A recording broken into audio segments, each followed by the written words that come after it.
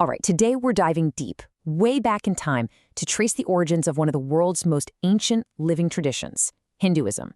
We're going to go on a journey thousands of years into the past to uncover this incredible story of how ideas and beliefs can evolve and somehow just keep on going. But look, this isn't just going to be some dry history lesson. No, we're on a quest here. We're trying to figure something out. How does a religion, any spiritual tradition, survive for 4,000 years? I mean, really think about that. What's the secret sauce? What's the key to that kind of incredible resilience? Okay, so where do we even begin? Well, our story starts in a time before written texts. We're talking about an era that we can only kind of glimpse through, these faint echoes of a civilization that's long gone. So here's our roadmap. We're going to move through three big formative periods. First up, we've got the super mysterious Indus Valley civilization. Then we'll jump into the Vedic period, which is just packed with texts. And we'll finish up with the Upanishadic era. And trust me, that one was a complete game changer, philosophically speaking. All right, so let's travel way, way back. We're talking about the Bronze Age here. Picture this. We're in the Indus River Valley, and it's home to this incredibly sophisticated, sprawling urban culture.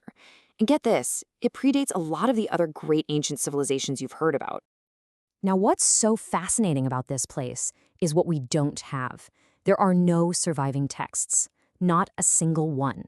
So our only clues are these archaeological whispers. We find these incredible little seals, and on them are figures in what look a lot like yogic postures. Now, we can't be 100% certain, of course, but a lot of scholars think, hey, these could be the very first hints of spiritual practices that would become absolutely central to Hinduism thousands of years down the road. So, after the Indus Valley civilization declines, a whole new era dawns. And this next phase, it's not defined by silent artifacts anymore. Oh no, it's all about the power of the spoken word, and eventually, some really important sacred texts. And believe me, the shift is dramatic. It's like going from black and white to color. We go from an era of pure archaeology, no texts, to a period just bursting with this vast, complex textual record. The picture suddenly gets so much clearer as we go from trying to figure out what these little seals mean to actually analyzing sacred hymns. So you gotta ask, who brought on this big change? Well, this new Vedic period kicks off with migrations of Indo-Aryan peoples coming down from the Central Asian steppes. And they brought with them a new language and, crucially, a totally new religious framework. And right at the heart of that new framework, you have the Vedas. Now, the ancient name for this collection of texts is Sruti, which literally means that which is heard.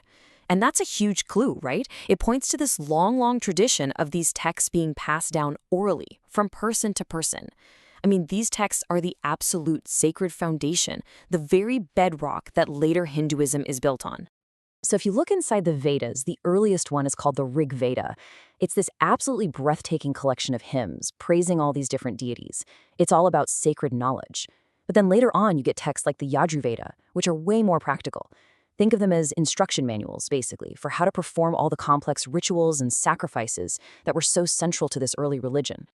But just as this whole ritual-focused system is getting really established, something else happens. Another massive shift. And this time, it wasn't a migration of people. Nope, it was a migration of ideas. The whole focus turned from the outside world to a journey inward. Yeah, this quote on the screen just nails it. It talks about an axial shift from external sacrificial ritual toward profound, introspective metaphysics. I mean, that says it all, right? The focus just completely pivots away from external stuff like sacrifices and toward this deep internal exploration. This is basically the birth of philosophy as we know it on the Indian subcontinent. It's huge. And out of this huge philosophical turn, we get three core concepts that just crystallize. And these ideas, man, they would go on to define not just Hinduism, but influenced a ton of other Eastern traditions too. We're talking about karma, samsara, and moksha. Okay, first up, karma. Now, we all kind of know the phrase, what goes around comes around, right? But this is way deeper. It's understood as a fundamental, universal law of the cosmos. It's the principle that every single action, and this is really important, the intent behind that action, creates consequences that literally ripple out through all of existence. Okay, so if karma is the engine, then samsara is the road it drives on. Samsara is the endless cycle of death and rebirth, reincarnation. It's this constant loop. And the karma you build up, well, that determines the conditions of your next life, basically trapping you in the cycle. So, if you're trapped in this endless cycle, what's the point? What's the ultimate goal? Well, it's moksha. That's the endgame. Moksha is liberation. It's freedom. It's the ultimate spiritual achievement, finally breaking free from that spinning wheel of samsara for good. So how do you get there? How do you achieve that liberation? Well, it's not through a ritual. It's through a profound, deep realization. The great sages of this era taught that freedom comes when you finally understand the fundamental unity between your individual self, what they called the Atman, and the ultimate cosmic reality, called Brahman. It's that moment you realize you're not just a drop in the ocean. You are the entire ocean. So, okay, we have these incredibly profound, pretty abstract philosophical ideas, right? Which brings us all the way back to our original question. How on earth did a system like this survive and thrive for thousands of years? Well, the answer, it turns out, is its absolute genius for adaptation. You see, the key to Hinduism's incredible longevity wasn't some rigid, unchanging dogma. Not at all. It was its dynamic, flexible ability to synthesize and adapt. It found its real strength by figuring out how to integrate these high-flying philosophies with the messy, practical realities of everyday life. But that created a huge challenge, a real tension. On the one hand, the highest philosophical ideal, championed by the Upanishads, was to renounce the world to go find moksha. But on the other hand, society can't function if everyone just checks out and becomes a hermit, right? You need people to be householders, to have families, to work. So how do you solve that? How do you resolve that massive conflict? And the solution was, frankly, brilliant. It was a doctrine called the 4 ashramas, or the 4 stages of life. This framework basically created a path for everyone. It said, look, you can do both. You can be a student, then you can be a householder, fulfilling all your societal duties, and then, later in life, you can retreat and pursue that path of renunciation.